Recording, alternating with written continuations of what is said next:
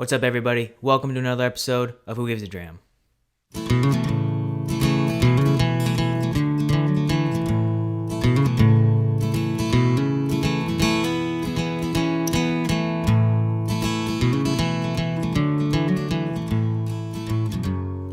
What's happening, everybody?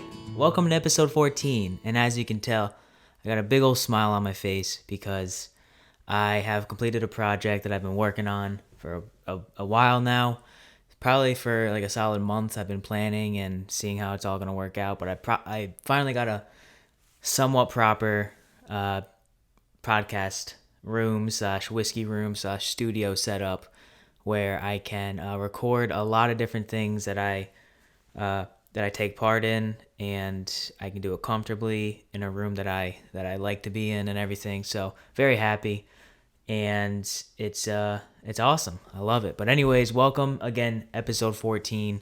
Happy you guys are joining. If you're not following me on Instagram at Who Gives a Dram, follow me there. Check out The Grapevine Media, www.thegrapevinemedia.com, who also presents this podcast.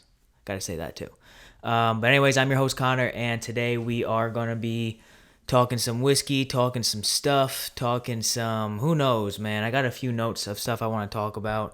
It's kind of weird having this mic on this boom arm like this, but let me tell you what, it's so much more convenient just to be able to sit down and talk and use my hands and not have to lean over to a mic or something. This shit's right in my face, and it's not going anywhere, so it's awesome. But we're drinking Johnnie Walker Black today. That's what we're doing. I'm going to pour a little bit. No cork pop because it's a screw top. And let me tell you what, Johnnie Walker Black is such a classic whiskey. It's actually the scotch that got me into scotches. My brother liked Johnnie Walker Black first before me, and he kind of got me into it. So we're going to review it today. We're going to review it on the podcast. I'm going to drink some Johnnie Walker Black with you guys while I'm talking, but I hope everyone had a good week because we got hammered with snow in the Northeast this week, and it was brutal. It was brutal. We had a storm on last Monday that was like 8 inches. Then we got a storm on Super Bowl Sunday that was a bit, probably like 4 to 5 inches. We got more snow later in the week. It's just a lot of snow coming down. But I guess it's February. It's the worst month of the year, so it makes sense that we're going to get hammered with snow during the worst month. But regardless, I don't have to shovel because I got an apartment, and I don't need to do that. One of the benefits of renting, you don't have to do any of that work. But I still went over to my parents' house and helped them out where I could. One of the things I like doing when it snows, and I don't know if this is weird or not, but I like driving in the snow. Does anyone else like doing that? I love to drive. Now, seeing I have a truck and I can put it into 4-wheel high and kind of plow through a lot of different terrain. So I'm not too nervous going out. Obviously, if you have a little shitbox car, I wouldn't recommend driving in the snow. But for me, right when the sun goes down and you know that the streets are plowed for the most part, or they're at least been plowed earlier in the day, it's nice to go out and kind of see how everything is. And that's what I like to do. So that's what I did with our first large snowstorm of the year last week. Went to see how the roads were. And I tell you what, man, it's just calming to me to drive in the snow. Go down the back roads and experience the New England snowstorm. It's awesome. There's nothing better. Drink a little whiskey while you're driving. No, don't do that. Don't do that. That's a joke. Yeah, so we've been getting hit with a lot of snow, and I personally enjoy snow up until like March because it's just, not everywhere gets snow, and it's just calming. I don't know what it is. It's calming. It's very nice. It's very nice. Snow is if there's one thing you take away from this podcast today is snow is very nice. Snow is very nice. But we had a few big things happen since our last podcast. Want to quickly hit on WandaVision. I'm not going to get into it too much, but you can check out my other podcast called Life in the Basement at LITB Podcast on Instagram. Me and my brother and our buddy Matt from the TMD podcast break down the entire episode. It was bonkers, man. If you haven't watched it, I'm sorry, but I'm going to give you a spoiler warning right now because I'm about to spoil the entire episode for you. They brought back Quicksilver. And it wasn't just any Quicksilver. It wasn't the Avengers Quicksilver. It was Evan Peters' X-Men Quicksilver. So that is crazy. That confirms the multiverse is happening. That confirms X-Men are coming. My brother has a theory that in the Falcon and the Winter Soldier Disney Plus series that Wolverine's going to be coming in because the cities are connected or something like that. I don't know. All I know is that I'm pumped. I'm hooked. I was hooked since really I loved the first 2 episodes, but since episode 3 I've been hooked, and I cannot wait to see what Marvel does with that. So bravo, Marvel. What a great show. What a great, just, man, to see an X-Men character in a Marvel show or any type of Marvel content is just crazy. So, man, that was awesome. The both Quicksilver scenes from both X-Men movies, from Days of Future Past and from Apocalypse, are 2 of the best superhero scenes. I personally like the one from Days of Future Past a little bit better, just because it was the first one and they were in a tight quarters in a tight room, and I really like the music with it. But having Sweet Dreams for the music in the second one, man, this is very cool. I love those scenes. So to see Evan Peters' Quicksilver in WandaVision was fucking awesome, and I think that they're gonna continue to bring the X-Men in. Slowly but surely, and then we get the X-Men and Avengers together at some point. It's gonna be awesome. There's a football game that happened this weekend also. That football game was the Super Bowl, and I want to quickly talk about the Super Bowl. Let's take a sip of whiskey first, though. Again, I'm gonna review it. I've already got what my notes are that I wrote down before, but I'm gonna add to them with the Johnnie Walker Black. Again, just a classic scotch, but I'm going to take a little sip.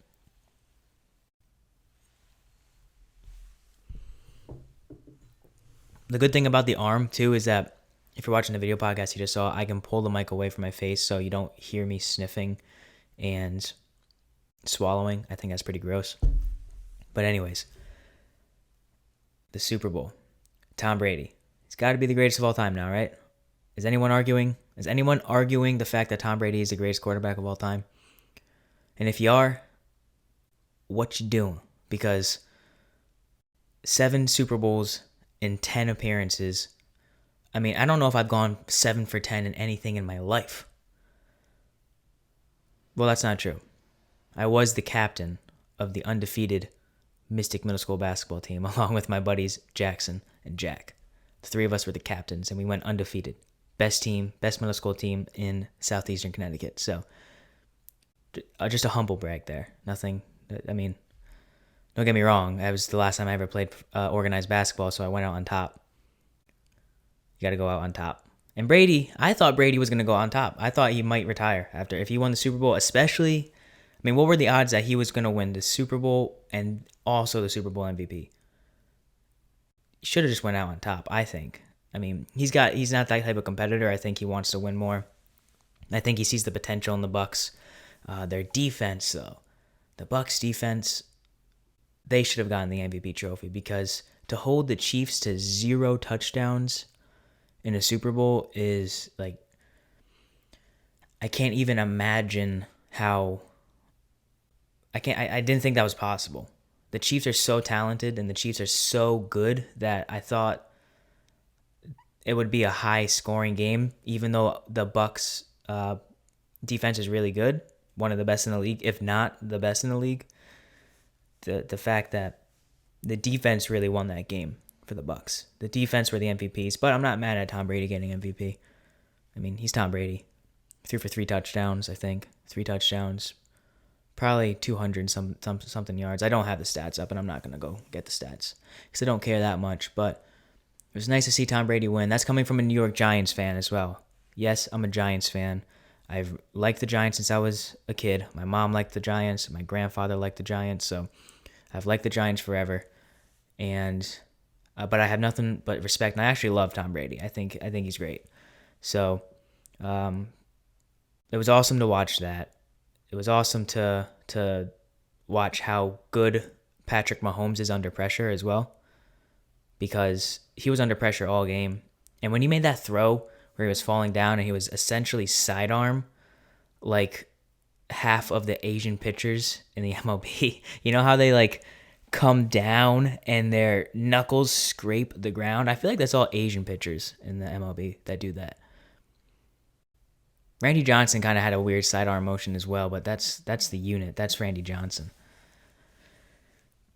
If you're coming up against a pitcher and he's from China and he's throwing the baseball from the ground and his knuckles are scraping, you're not getting hit. Unless you're like Miguel Tejada or Hideki Matsui. I don't know why those two names just came to the top of my head, but if you enjoy baseball, you'll appreciate those two names, Miguel Tejada and Hideki Matsui.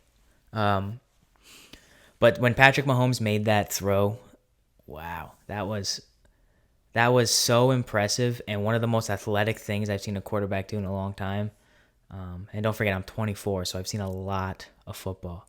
I've seen 24 years worth of football. I remember every play. I always enjoy watching the Super Bowl because we watch the Super Bowl, obviously. The halftime show, didn't really care about it. I thought it went fine. I like that. I do like that song from The Weeknd though. I don't know what it's called. The one about the lights. The one that he did last on the Super Bowl show, on the Super Bowl halftime show. I do enjoy that song. I think that song bumps. But all of his other songs I think are fine. I thought it was good. I didn't hate it. The who stole the show in the beginning? Oh, it was the translator, the hand signal translator for the Amazing Grace or not Amazing Grace, whatever the song they play is before the national anthem. For that and the national anthem, I think his name was Wawa, and you just saw him busting moves and singing the song with his hands. Wow, like Eric Church and the other chick were singing, and then the other girl was singing the other song. I mean, you just saw Wawa in the back just breaking it down. That was one of the best parts of the Super Bowl. The halftime show was fine. There weren't really any memorable commercials. I think there were one or two that I laughed pretty hard, but the Super Bowl is such a spectacle. I mean, to think that 100 million people are watching that at the same time, how much money that's generating, $5 million for a 30-second ad. I was thinking about taking out a loan and putting a Who Gives a Dram ad into the Super Bowl. That's going to be my goal for next year. Somebody donate to Who Gives a Dram enough money. Oh, wait, well, two things. Enough money where I can go buy new whiskeys because I'm starting to run out, and I don't want to be buying whiskey every week. So send me some money to buy whiskey. Send me money to buy whiskey. Also, send me money so I can put out a 30-second ad in the Super Bowl next year. $5 million. I know someone who listens to Who Gives a Dram has all the money. I don't know who it is. I don't know what country you're in. But there's got to be someone who has all the money. I got a support the show page. It's called like Buy Me a Coffee or something. I have barely been on it. No one's giving me money yet, but just donate through there. I think you like $1 a coffee equals $1 or something. Just buy me 5 million coffees. Honestly, if that actually happened, I would, for real, legit, 100% put a ad into the Super Bowl. I would 100% do it. I feel like I'd get my money back very quickly, based on the amount of people that see it and the fact that I'm the best podcaster. No, can't go that far. But yeah, I love this. I'm all over the place right now because it's just been a day. And I'm tired, but this podcast star, man, if you're watching the video podcast, this thing is awesome. I feel like I'm like free to talk and I can move and I feel like if I were to get into a tussle right now, I could just quickly, just fire off a left or something like that, like Conor McGregor. I do have a Conor McGregor print right there. I'm pointing to my right, camera left, and I have my Arthur Shelby smoking a cigar painting right to my left, camera right. And I got my Irish flag behind me and my whiskey sign that I got from a really cool store in Mystic called Trove. I know the owner of that spot. I've talked to him a few times. He's a really good guy, and my parents got this for me for Christmas. So I've been wanting it. There's one that says bourbon that I'm gonna get as well, but it's very cool. So I'm glad that the podcast room is coming along, and I've got to my right, I've got my whole new whiskey cabinet. I'm not just sitting on like an old dresser anymore. I've got a legit cabinet that I'm gonna do. It actually doesn't really need a whole lot of work, but I want to put some lights in it, and I want to fill it up with as much whiskey as I can. So if you want to send me whiskey, who gives a dram on Instagram? Hit me up. But let's get into this to this scotch. I was drinking Talisker Storm during the Super Bowl, and I really, really enjoyed Talisker Storm. And I think that's like kind of triggered something in me to review another scotch because it's been a few weeks. I did Wee Beastie. I think that was the last scotch I did. I did Monkey Shoulder, and then I did Wee Beastie. And then it was Whiskey with Kin #1 with Sazerac Rye. And then I've been doing Buffalo Trace since then. I've been doing all Buffalo Trace products for the most part. So I'm glad to be getting back with another scotch. Today's scotch, Johnnie Walker Black. Johnnie Walker Black is like the Jack Daniels of scotch, essentially. I mean, it's about as popular of a scotch as there is. It's one of the most universally recognized symbols in the whiskey game. I love the little guy. I love their little symbol. I think it's awesome. I've always loved Johnnie Walker bottles, and I love the fact that they go like red, black, green, blue, all that stuff. But anyways, it's a blended scotch, aged 12 years. It's 80 proof, so it's 40% alcohol, which is, I mean, that's about as low as you're gonna get for a whiskey. So there's not a lot of bite to it. There's not a lot of overpowering alcohol type flavors to it, but that doesn't mean it's not good, as we will find out. This bottle typically retails, at least around me, between $40 and $50. I've seen it mostly for around $50, and I don't know why that is. I remember seeing it for much cheaper before, but at least in Connecticut, it's right around $50 from what I've seen. But every store has it. A store will always have Johnnie Walker Black, which makes it, which does affect the score for me, because if it's easily accessible, I mean, you never have to worry about running out, especially if you're looking for a good daily scotch or a good entry scotch, gateway scotch to other maybe smokier Isle scotches or Islay scotches. I don't even know how to say it. I say Isle, but maybe Isle and Islay are two different things. I don't know. I'm not a scotch expert. But anyways, what else do I got in my notes here? It's blended with 40 different single malts. That is something I read on Twitter. So I don't know if it's true, but with me, I'm not going to do a lot of research. So I'm going to assume it's true. It makes sense. On their website, they market it as pulling from blends or from malts from the four corners of Scotland. So 40 blends seems about right. But let's see. We're gonna go into the nosing, the sniffing, and the tasting. So let's get right into it. Again, I can pull the mic away so you don't have to listen to me sniffing. So let's go. Let's do the sniff test.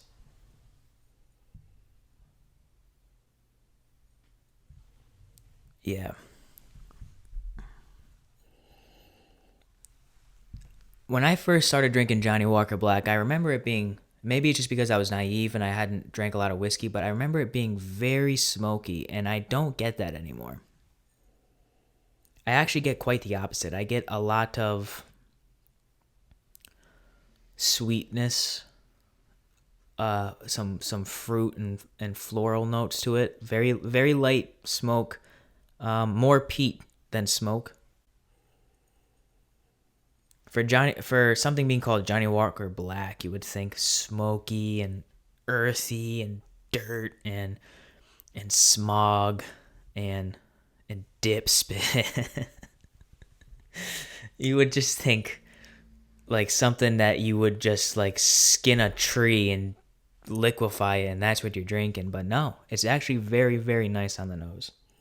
It's only 40%, so it's nothing overpowering. But the main thing I get is some fruity vanilla sweetness, but lingering in the back is that peat and that smoke, which makes it Johnnie Walker, which makes it Johnnie Walker Black, Johnnie Walker Black. I like it. I like it a lot. So I know I already took a sip with you guys, but this is the time we're going to actually taste it, to actually think about it and think about what we're tasting. So as always, cheers to another episode. Cheers to another dram.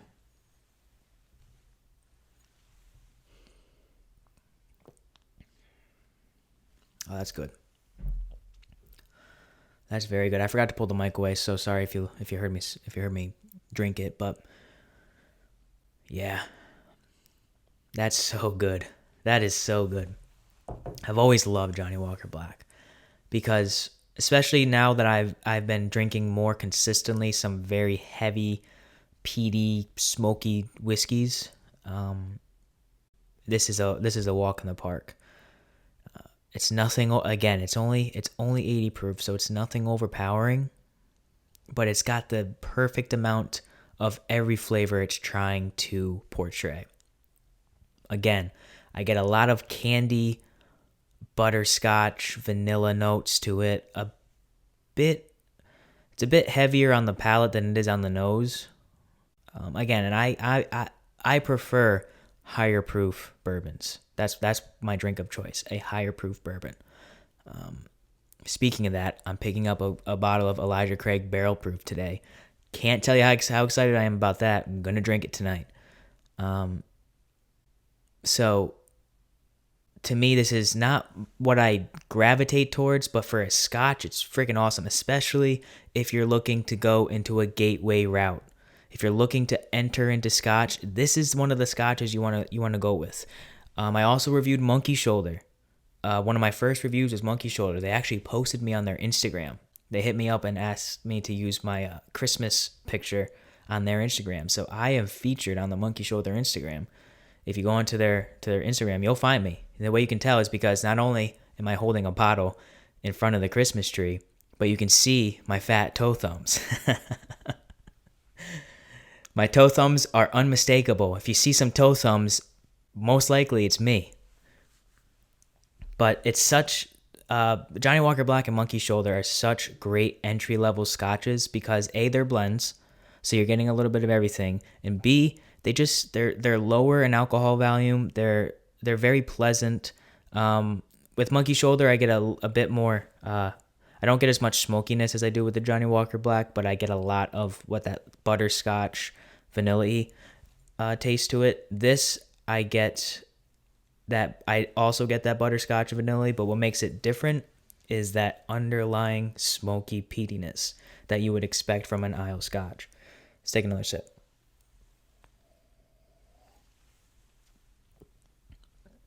I know last week I said I was going to take a picture of my setup, but I'm legit going to take a picture of my setup because I've got my camera leaning against my Glencairn glass box, and it's sitting on top of Tim Tebow Through My Eyes, the book, which is sitting on top of Kingdom Come in its graphic novel form, which is one of the best comic arcs of all time by Mark Waid, illustrated by Alex Ross, which once I hang my painting up of my original Alex Ross painting that I got from my dad, I'm going to take a picture of it because for all you comic nerds out there, it's the best. Kingdom Come is sitting on another whiskey glass box of mine, and then that is sitting on top of a Middleton Rare 2017 empty box. I just got the box. I didn't get the whiskey. I got the box because the box is awesome.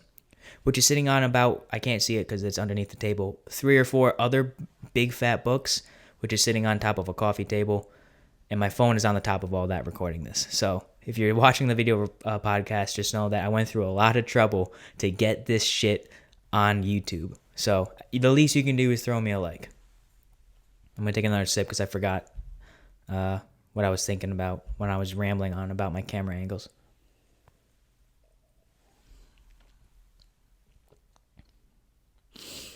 Yeah, so there's nothing very nothing jumps out at you right from the start, but there's enough flavor in there to make it very unique.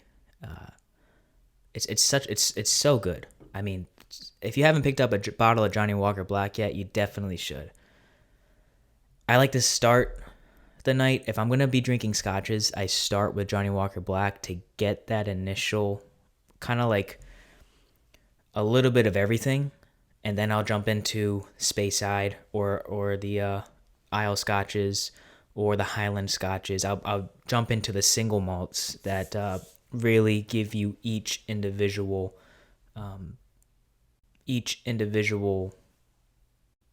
flavor note. So yeah, this is a great whiskey, man. This is awesome. I love this whiskey, or this scotch, I should say, this scotch whiskey. If I were to give it a rating, everything included, the bottle, classic. It's got a light color, which I'm not a fan of, but it's good. It's a good color. And what else do we got here? Nose was very pleasant but light. Taste, very pleasant but light. It's a great entry-level blended scotch.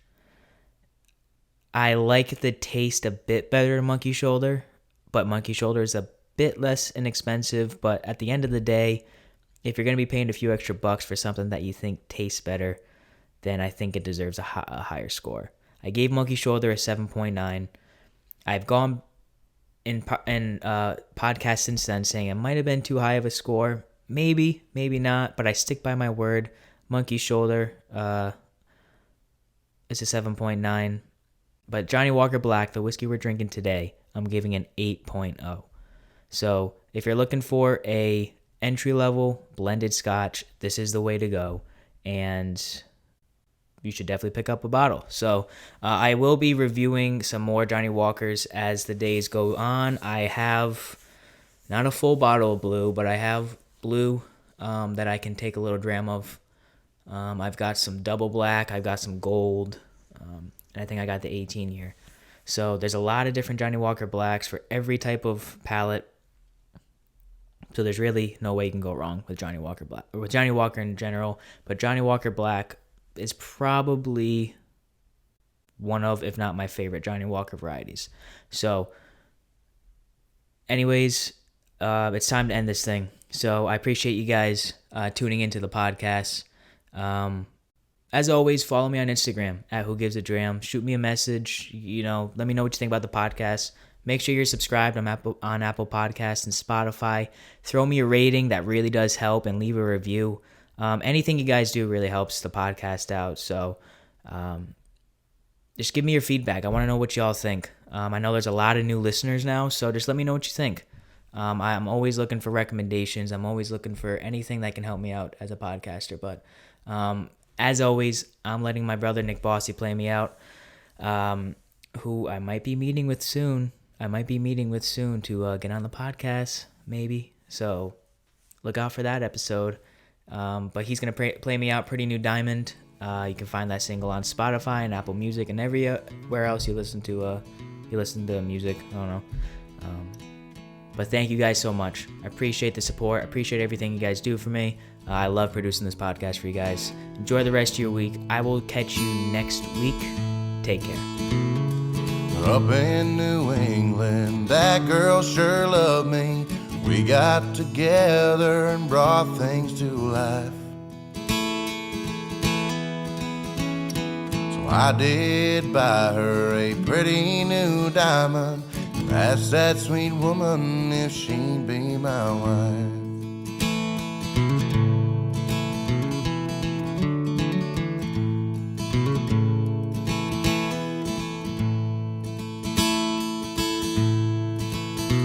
There was a kind of feeling love songs are made of. With that sweet woman, spend the rest of my life. She came along, I was hurting, but at the end of my tunnel I saw no light.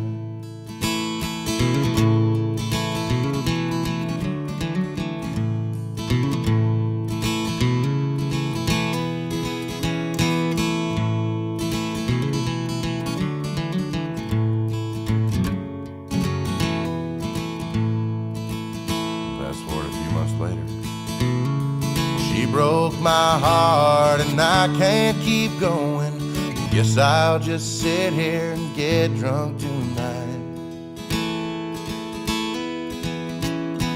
Vows they meant nothing and she ran to a stranger, and with Johnnie Walker I'm passing my time. And I asked the Lord, what should I do? But I'm too drunk to hear him tonight. So sit with my bottle while Hank Sr.'s singing. I'm so lonesome I could cry.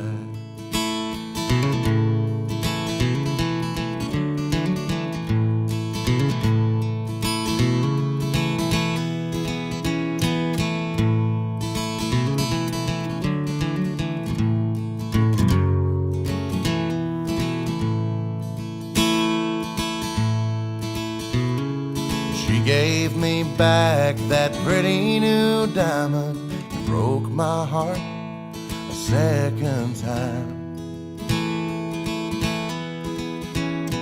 But I got the last laugh when I pawned off her ring, 'cause I bought me a dime bag and a case of Coors Light.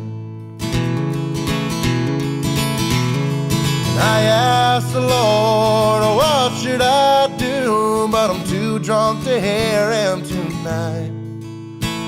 So sit with my bottle while Hank Sr.'s singing. I'm so lonesome I could cry. So sit with my bottle while Hank Sr.'s singing. I'm so lonesome